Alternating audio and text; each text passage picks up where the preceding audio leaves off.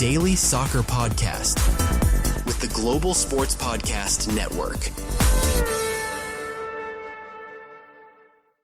Hello and welcome to the Daily Southampton, part of the Global Sports Podcast Network. My name is Greg Elliott, and as always today, joined by my good friend and wonderful co-host, Zach Ingo Finch. How you doing, mate? You all right? Yeah, not too bad, mate. Not too bad.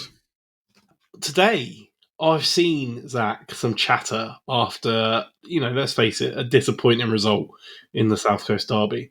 I've seen some outrageous calls that people aren't happy with Will Steele already and want to see him gone, which is, and I'm going to put this on the record, the most ridiculous thing I've ever heard after checks notes, one game with a squad of players he bought in one transfer window. And, it got me thinking, mate, managers have a lasting legacy. We talked a bit, somewhat controversially, in our review episode about some of the hangover effects of Russell Martin and the effect that may or may not still be having on the squad. So we thought we'd take a look back at the last decade and go from there. Yeah, sounds good, mate. And just talk about the managers, what their lasting legacy and their lasting memories to us as the fans are, because, well, they're not all great, are they? Yeah, it's one of those things when it comes to ex-managers that there are some people that are going to remember the tactics, and there's going to be some people that are going to remember specific games, and there's going to be some people that remember the players, and you kind of associate it with the managerial era. I don't know about you, but that's kind of how I don't really remember the years as much as nowadays, as more of the managers themselves and kind of what I remember happening under their reign. And I think that's where sometimes I can sort of talk about a past period of time and the way that manager is. And what I actually mean is just what the vibes are, which I can't really explain. I'm not going to be able to explain in a footballing term, mate. I'm not. No, mate, it to be makes sense, right? Because one of the main things that a manager does is bring a certain culture and a certain atmosphere to a club. And, that equates to the vibes off and on the pitch, right? We've seen it to the extremes last season with Russell Martin, who was a charismatic, chatty, everyone's mate bloke, happy-go-lucky. And, Ivan Juric with yes, no, yes, 3.5 minutes press conference, done. Good luck with your article, Alfie House. Well, even Pellegrino, which we'll probably get to at some point, but I remember someone bumping into him in Champagne Charlie's, and other than that, I can barely remember a word that he said the entirety of the time that he was in charge of our club. Mate, that's what I mean. I feel like if you're talked about, at the very least, it means that you had an impact, right? Yeah, well, look, let's go through the list. Let's draw the line. Let's cast our minds back 10 years. The September of 2015. Ronald Koeman's in charge and has been since the summer. What are your thoughts and memories of the vibes of Ronald Koeman? Yeah, it was good times, wasn't it? It was. We kind of all thought that it would go wrong after Poch went, especially after the special mention to Poch, because I remember again him coming in, and I've told this story before of people being absolutely baffled as to which one was the player and which one was the manager, where there was a snowy St Mary's as a backdrop, and we'd signed a player. I still can't remember what nationality it is. I forget every time. A foreign, and he never played a game for us. So it was bizarre. And then obviously he went, and after a pretty successful season, and Koeman came in, and then we had a wonderful little time, right? But I think my biggest memory is that I was on my way to a wedding when might have been around when your son was born, Greg. That he got sort of the links to Everton, and everyone would be I'd never leave to Everton. And then he went to Everton. And then since then managed to go to go on to Barcelona, and is a fantastic player. But there were some rough times under him as well. We went on a 7-game losing streak, nothing like what we've had in recent history. But I do remember that was quite a point of contention. But yeah, I think it was like sort of where we gained the reputation we've got today, right? And it was very much sort of the start of the streets will remember this Southampton FC squad, right? That was a lot of the vibes that I felt when we Yeah, remember I mean, Ronald look, there Koeman. were some fantastic players that played under him. It was like a real gem of a time to be a Saints fan. He was like a no-nonsense, proper serious football manager, but still, with enough personality to be able to make a joke, just like good professional vibes. He had And the highest win percentage, mate, of all of the managers we've had in the last decade as well, which is probably why we all remember him so fondly. well, I mean, that definitely helps. Well, it helps, doesn't it, when you don't watch a lot of losses? Yeah, definitely, for sure. But yeah, I mean, nothing but good vibes and memories for me for Ronald Koeman. And then I guess to flick the switch next up after Koeman, as we all remember, Claude Puel. Yeah, I kind of forget, like, he was in charge for longer than I thought. Manager of the Admittedly, season where we finished highest in the league, let's not forget. yeah, and also we made a League Cup final, right? Which, Yeah. to this day, a lot of people still feel we were robbed, and rightly so. I think, looking back at it, people are going to be annoyed. I guess we put more chance to bed, etc., etc. But How things will never change. there you go. But it was a strange one because I think everyone we've been used to such good, entertaining football under under previous two managers, Knight and Atkins as well, to then kind of switch to this sort of like really not fun to watch. And then I think I still remember, like, I'm pretty sure there's still people on like Twitter and stuff that have like Puel out as their Twitter handle, like even all these years down the line, and it's kind of crazy, right? And I think that some of the writing on the wall was, the way that because it was under Puel, right, where Puel wouldn't play Jose Font in the Europa League, and it kind of like caused a lot of friction. And then I think there was probably more than just that.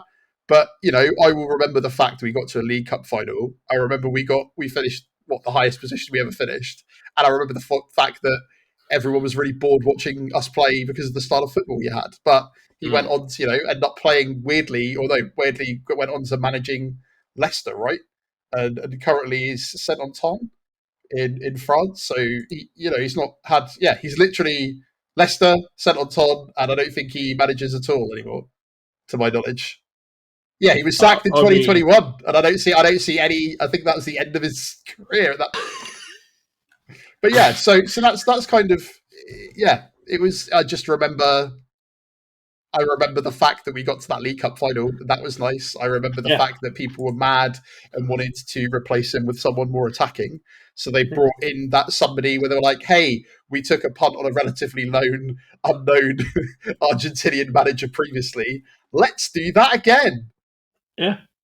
Yeah. So, next up on the list, Pellegrino. Yeah, I mean, look, you're talking about win percentages earlier, and his is not great. No, it's funny how it kind of just drops off, right? Like, I got the percentages in front of me, and it's like 48 down to 37, down to 23.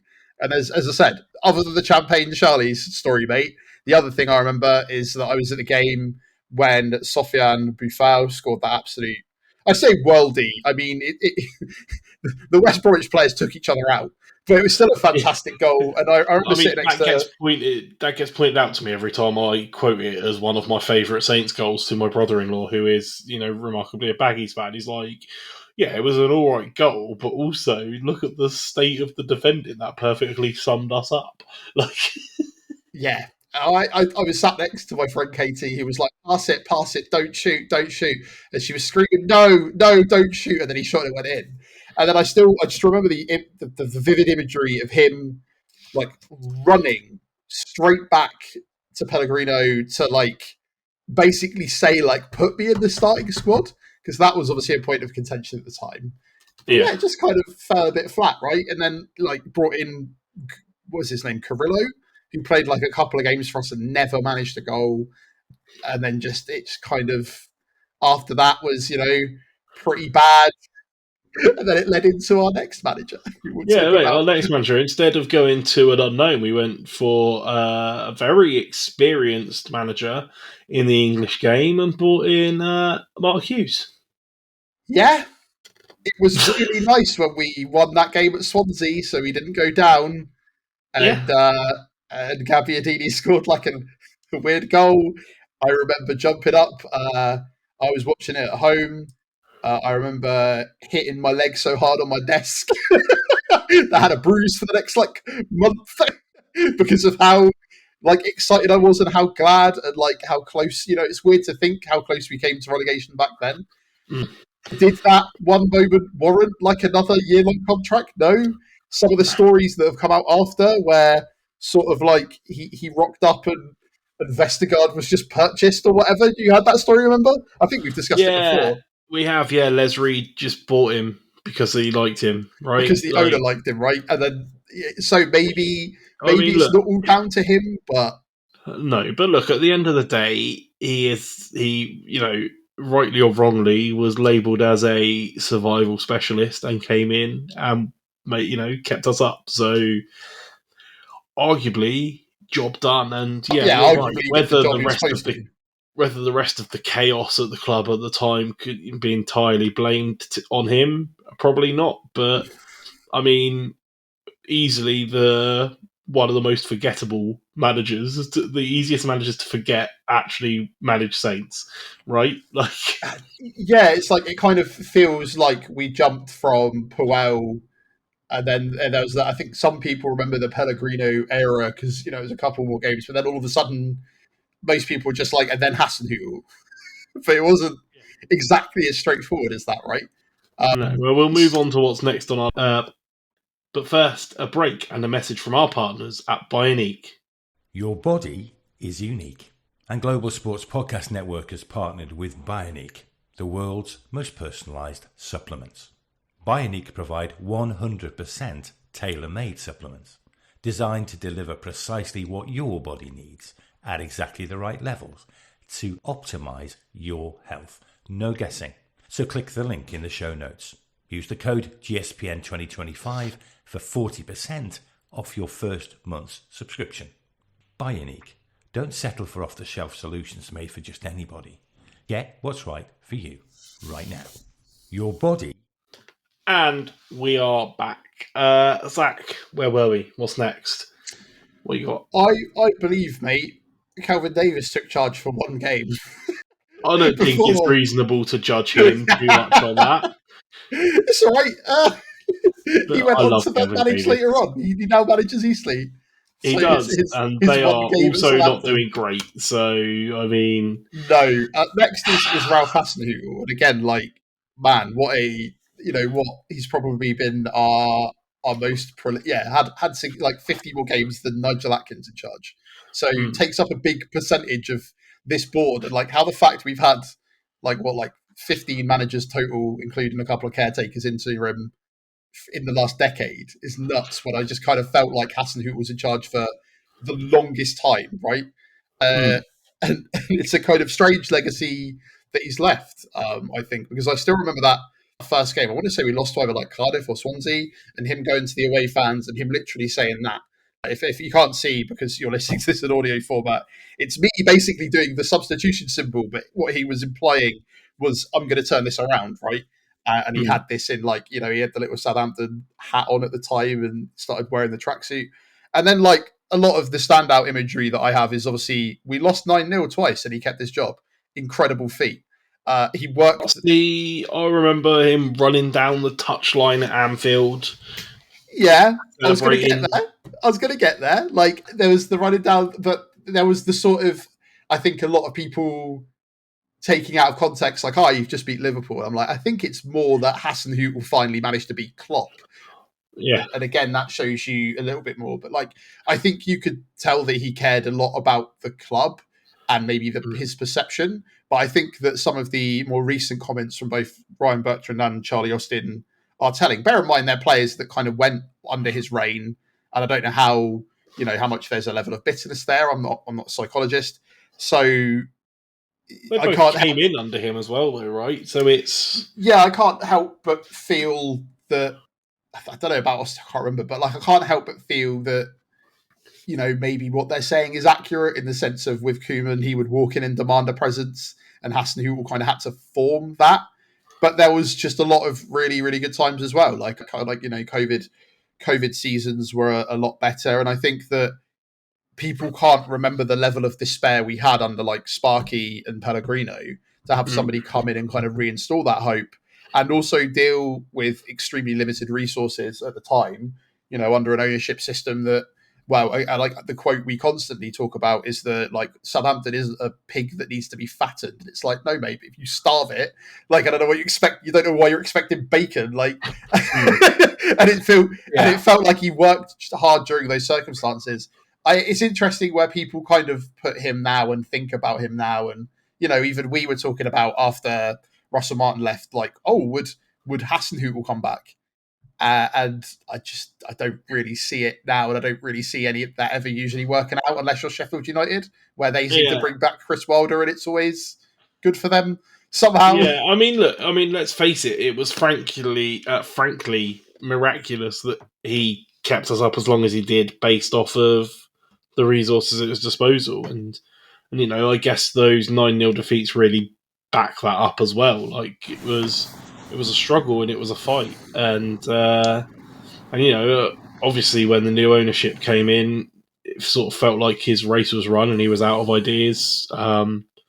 It's tough, right? You don't know how much of what's been said is true and how much role was actually running in the background. Take it all with a pinch of salt. That's the problem. Like, everyone's going to have, if these are two players that when they left, they were disgruntled. I don't doubt for a minute that parts of their story are accurate, mainly, especially where Bertrand was talking about him putting like Gineppo ahead of him in the starting lineup, because that happened and everyone thought it was weird. And that is an explanation potentially as to why. But yeah, it was just a kind of different time for the club. And I think people, as much as Sports Republic gets a lot of criticism, I think people kind of forget we were in a far worse, a far more precarious ownership, where like I can't stress this enough. The sponsor sponsoring our shirt wasn't even like a real company. Like it was a shell company, and unfortunately, due to some political issues, like Gao and most of the other Chinese ownership of multiple clubs kind of collapsed due to their internal laws. And I think that he did a really good job in a bad situation. And I think it is unfair from me to maybe say that his legacy is 2 9-0s and him crying at Liverpool. But my point is like, it's the moments like that you will remember, right? Again, it's like one of the key moments I notice is just him saying, we will turn this around. And that season they did turn it around. And I think it's probably the start of the decline. Like, the decline happened before, in my opinion, under Pellegrino and Sparky. But like, that was when I think a lot of people didn't realize maybe how bad things had gotten until he went. And, whether or not he managed to perform miracles or maybe he made things worse, we're never really going to know the full picture. But, he was a solid manager, and I think he always cared about the club. You can never take that away from him. And that was very evident from day one. 100% agree. All right, mate. We're going to move on to the rest of that season, unfortunately. But first, a message from our partners at Zencastr. Here at the Global Sports Podcast Network, we spent a lot of time selecting our delivery platform. Zencastr came out the clear winner. With 4K video recording from your phone and AI editing that removes all those ums and ahs, it's super easy to record a podcast that sounds great and is delivered efficiently.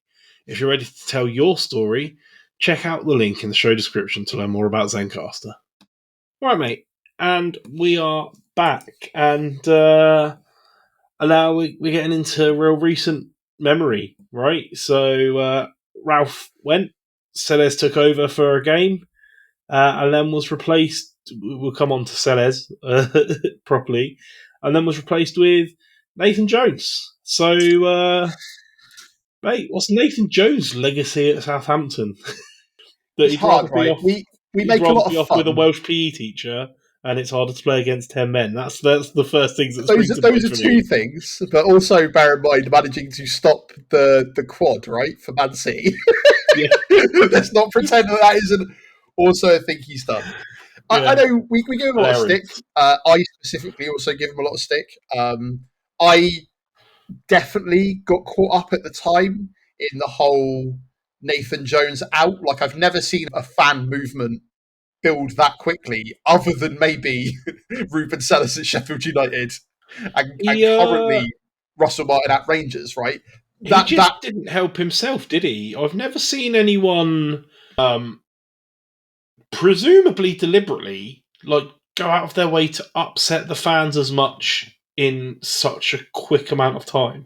I think genuinely some of the stuff that both he said and some of the stuff that's kind of come about it is that he kind of felt like he wanted to be there on merit. And I think that paying attention to a lot of the noise when he first came in is that a lot of people turned heads. And I reckon probably a lot of the players as well.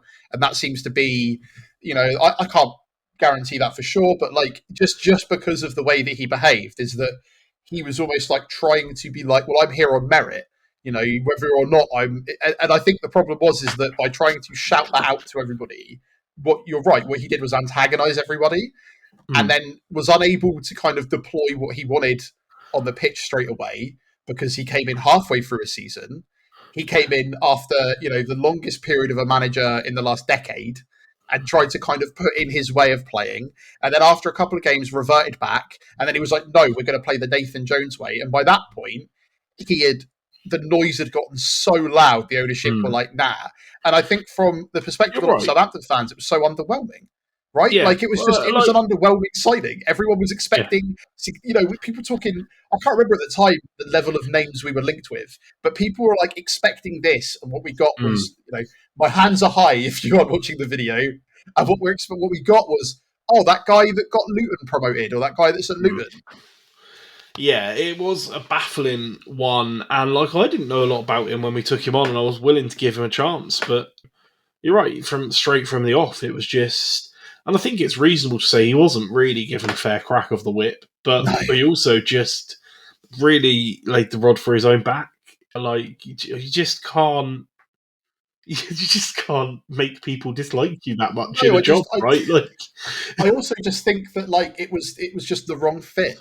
Like that's he's beloved at Charlton, he was beloved at Luton. I think that trying to put him into our club, an established Premier League, slightly more family friendly, and some people are like, we really need this. The players need this, and I'm like, that's great. The problem is, as we've also discussed, is player power is key. If all of a sudden everyone stops playing for you because you've come in and you started throwing things at them and saying that and maybe that isn't what he was like behind the scenes, but again, that is how he portrayed himself. And we're spending a long time. I'm not noticing. Talking about a guy that was in charge for 14 games, but his legacy is just an absolute whirlwind of what felt like insanity from both the club and him. And again, some of his media soundbites will go down in history just for how strange that was. And I wonder if, say in 10 years' time, he ends up managing a much bigger club and say he gets another good go at Premier League, he will talk about his reign at Southampton as being like a learning opportunity, or he won't. And that will be his big chance that he blew because he decided to go, I don't know, off the walls, sort of mental about. Could be up in Wales marrying a nice PE teacher, mate. It's all... Yeah, but that's my point. It's like you needed more, but then also flip side of that, stop Man City from winning the quad, right? Like that was all right. Yeah. James Bree is a part of his legacy. James Bree's been a solid squad player for us since we bought him in. Yeah, I mean, all stuff that happened in a very short range. But I'm not convinced just because of my temperament and who I am as a person. I can't bring myself to really like him much is the problem. Not that mattered in a football club. I don't think that around these parts that is an unpopular opinion. Let's put it that way and leave it there. Moving swiftly on then, Ruben Sellers took on the rest of that season. And look, I don't want to say it was foreshadowing, and I can't blame him for the rest of that season, let's be honest. But he also had a lower win percentage than even Juric. So... it was So what, he took charge. We got that one win at Chelsea because I think the Yeah. players were just happy to not have Nathan Jones in the building. Yeah. And then this was another example of them giving, probably the first example of them giving like long-term contracts for not great. You know, they made a terrible decision in Jones, and then they made another terrible decision in, I think, trying to, you know, let him take over for the entirety of the rest of the season when he should have already been an interim manager. But I think that there was a lot of relief in the fan base as well. You can see there was a lot of relief in the fan base where, thank goodness, back to normal. And then, you know, you manage that. And I want to say that game against Leicester where somehow we didn't lose, where which we've talked about a couple of times before.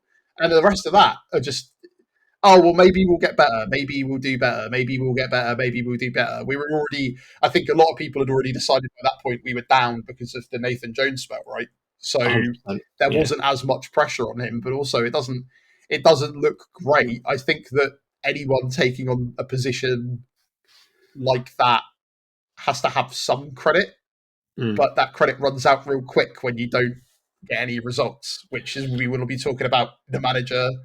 2 managers ahead, right? So, all right, mate. Well, let's move on. Next up, Russell Martin. Now, this I guess is going to be a talking point because I'm sure that there's a lot to talk about with Russell Martin about sideways and backwards and you know, the worst Premier League start to a season in history and all that, but also 25 games unbeaten and a day out at Wembley. Yeah, it was one of the best days I've experienced in probably post-COVID, right? Like we've had such a weird couple of years. I know we don't really talk about anything like that because it's not really our place, but that whole kind of period to have something like that, to have a day out like that was so special, and then to watch a game with nerves and end in elation, which isn't something that's normal for a Saints fan, let's face it. Was incredible, and you said like we did have some really good moments in the Championship season as well. You know, we always talked about how the defensive struggles were there, but then there are also games like when we came back and beat Huddersfield like 5-3 or whatever it was, right? Like some absolutely incredible that ridiculous games, game against Norwich as well, right? Yeah, just like there were you know some fantastic moments, and he was incredibly likable. He really cared about the club. He cared about the players, I think, a lot as well. And you know, there's stuff like the stories of him writing handwritten letters to all of the players before like the playoff finals and stuff like that. And there is an argument to be made, and you've made it a couple of times, mate, that when we made it into the Premier League, quite a couple of the first few results that would have built momentum were not really his fault because VAR took them away, and in fact, they've even come out. You know, a lot of the times those decisions were then overturned. I think the only one that wasn't was the one at Wolves, right, where they tried to say no, it was definitely a problem. Most ridiculous foul I've ever seen. Yeah, look, he definitely got unlucky. There was definitely we talked a lot about psychology in football, and momentum's a real thing, and it was genuinely unlucky at the start of the season to not get the results. But at the end of the day, he still lived by the sword and died by the sword. And well, we're seeing the same thing at Rangers now. Right? And that's the problem you've got with a manager who is that attached to his philosophy. And like I've talked about it before, where I do think there is a psychological hangover in our players that I think is wanting to default back to the way he plays. I see it in Ryan Manning every time he starts to break up the wing and then turns around and passes it backwards. But at the same, that is what, to me, I mean when we say there's a Russell Martin hangover. I'm sure that there are plenty of good and bad things that come out of Russell Martin, but to me, the main thing I think of is Jack Stevens and Jan Bednarek and Taylor Howard-Bennett having 750 passes each to each other, and the ball just not moving, and me just screaming at the top of my lungs, "Move the ball forward! The goal is over there!" Like. But again, like I think that's when we talk about again the philosophy style of it, and the fact that he truly lived by the sword, died by the sword, into his last season, and maybe we didn't have the players, and there's a contributing factors, right? The transfer window wasn't great, and maybe he could have done better, and had he been given another go, he would have done things better. But ultimately, we ended up where we ended up. That game at Chelsea was awful. The Chelsea game was awful. The Tottenham game, and by that point, when you've lost the trust of everybody around you, it's really, really hard to come back. And I think that if anything, the fact that there is that hangover is a credit to how well the philosophy is ingrained into them. Because the fact that if they are going to play, if they're going to try and play that way or default to certain things that were drilled into them, that meant that he drilled them in well. For better or worse, right? And I as much as we are essentially adding it on as a bonus episode, right? the fact that we keep talking about him at Rangers is kind of that I feel sorry for the Rangers fans that they didn't get to see any of the good parts. It's like they've just skipped to the nightmare bit, which was the end of that season. and it's awful. And I kind of, as I said, I watch with a morbid curiosity because it feels like I thought it might work out with him over there, right? Like, oh, okay, he's got the players in the league to be able to do that, and it just hasn't clicked for whatever reason. And it's again like a morbid curiosity. Genuinely, almost gone in like a Nathan Jones direction, where he's come in and seemingly just upset the players and the fans. So, and like how he, I'm surprised that. Put it this way, I'm surprised that he lasted longer in that job than Sellis lasted in the Sheffield United job. Genuinely crazy. Right, mate, moving on. Simon Rusk took over for 2 games, but we'll talk about him briefly later on. Ivan Juric came in. I mean, we've covered at length Ivan Juric's legacy, right? It's just not short, sharp, to the point, not great football, not really much of anything from a... I mean, is it entirely his fault how awful we were last season? No. Were we still awful under him and maybe worse than we could have been under someone else? Yes. And that's just answering questions in his style. So here you go. Here's the legacy for Ivan Juric, mate. Do you think we would have got the money for Paul Onuachu and Sulemana if... Well, no, because he bought Sulemana, so yeah, you're right. Thank you for that, Ivan Juric. You're right. Saints legend. But other than that, I'm going to come in and play heavy metal football. Wasn't really to be, and then won a game. Said, all of that Sulemana money was wasted on pyro for the Pompey game, and one of those boxes set on fire. So, but yeah, Ivan Juric, a footnote in the history of Southampton Football Club, right? I mean, still a higher win percentage than Ruben Sellers, so that's something. Again, like that's I'll remember that Ipswich game. That was good. That was about it. Yeah. that was it. And to be honest, the fact that he turned around some of the players and made, Ugo Chukwu probably got his move to Burnley off the back of him playing under Ivan Juric. So I think that he gave an opportunity to some players that probably would not have had one. Yeah, I think that's fair. And then Simon Rusk got given a poison chalice. Oh, 100%. I mean, Juric did arguably. I mean, look, I don't think there's anything you can comment on Simon Rusk's ability based off of the results that happened when he took charge. Got a draw at City. That was good. Yeah. We got so much criticism from their players saying that we weren't trying to play football. Maybe we weren't. We got the draw out of it, though. Arguably, it's probably how the Pompey fans felt from the weekend, right? We came out of that feeling like it's a loss. We came out of that feeling like it's a win. City fans came out feeling like it was a loss. Very, very similar vibes, but other than that, very likeable, level head that was needed in that, like I say, absolute dire situation. Already relegated with that few points, and did what he could. And that brings us to now our current manager, Will Steele, who, frankly, is far too early to make any sort of judgment on. But I'm still optimistic, and you summed up at the beginning, mate. He's had one game with his team that he's bought. Yeah, one game. It wasn't great. We'll have to move on. It's not going to happen overnight. What do you think? What do you hope Will Steele's legacy is with us? I mean, let's take it at the best case scenario. Is he another Pochettino or Koeman, where he has a couple of good seasons with us and then goes off to do something bigger, or does he stick it out, make it a proper project, and come on to become an absolute Saints legend? What are we thinking? I'd prefer the latter. I could see the former. Yeah. I still think that he will be a success. I think there's still a lot of feeling out and figuring things out at this stage.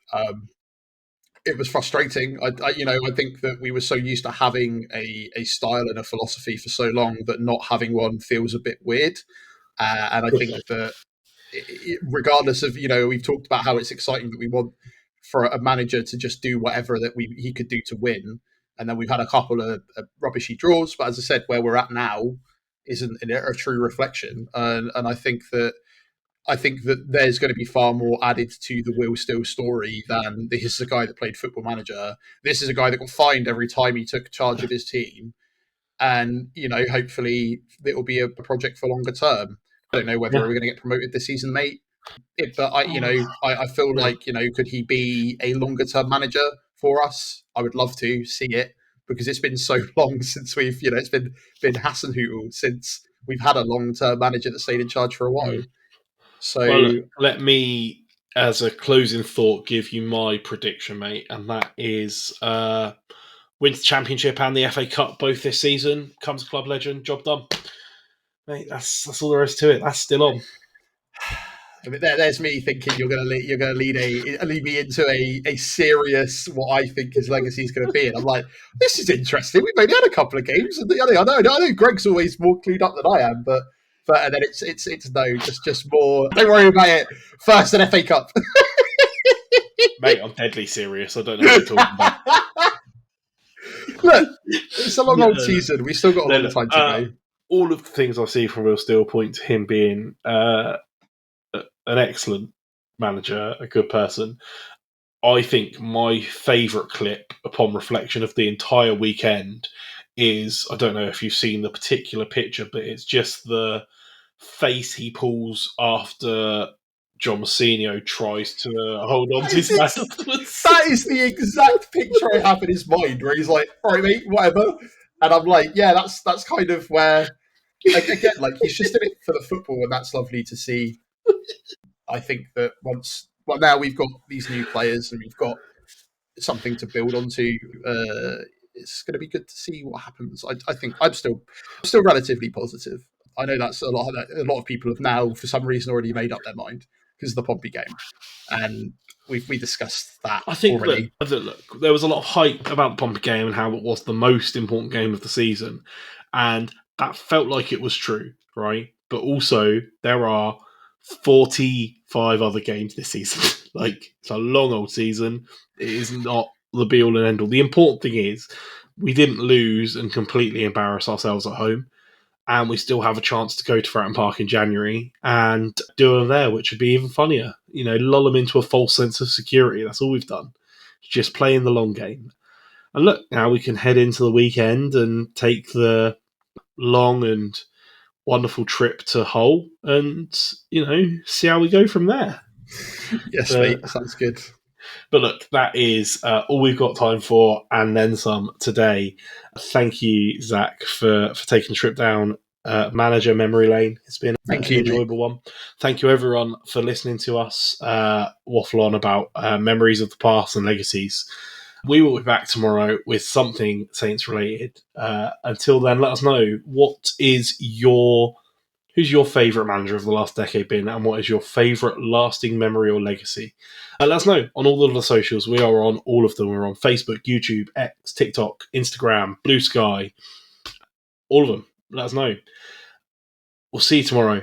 And until then, have a wonderful day, everyone.